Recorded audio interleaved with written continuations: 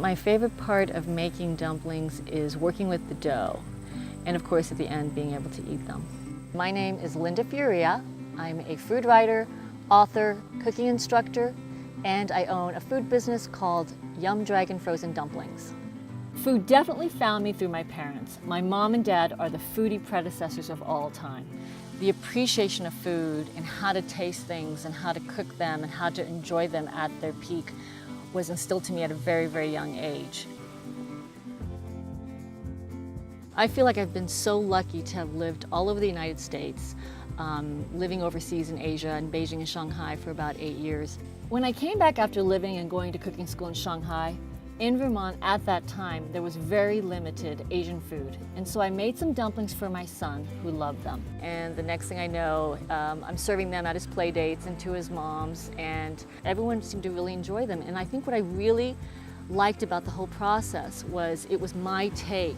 It was a little bit of my mom's Japanese gyoza. It's a little bit of the dim sums that I tasted in San Francisco in the Sunset District. And it was a little bit of what I tasted in the little hutong alleys in Beijing. To me, what I love about my product is it's a little bit of my history all in one. I do enjoy teaching my students the techniques of how to make dim sum, but I think what I really get out of teaching is demystifying Asian ingredients and making Asian dishes approachable. You don't have to have a stir-fry wok. You don't need chopsticks. You don't need a bamboo steamer. You can use whatever you have in your kitchen. People love to use their hands. They want to know how to make something from scratch, even though they may go out to the store and buy them. The idea of simple ingredients, water and flour, and a little bit of salt for dough. You roll it out, you use your hands to do that.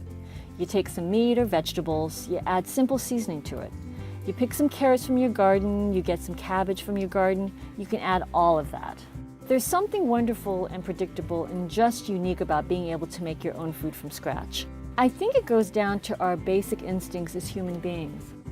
This essential aspect of making dough that I love so much. It's kneading the dough, it's making sure that each bit of flour is adequately covered with the water, that it's mixed to a certain point where it's not too dry and then not too wet, and just being able to adjust it. It's a total wonderful thing to feel it's all in your fingertips. It's all in the movement of your hands. It's a very thoughtful, mindful process. I feel that living here in this beautiful state has put me in the position where I can take all my experiences, living overseas, living all over the United States, and just make it into like the most ultimate experience in the present now. Of the 3 main things that I do, which is cooking classes, having a business, and writing, I would have to say that I can't really choose any particular one because I can't imagine doing only one thing. Just life is just too short, and it's just wonderful to do as much as you can.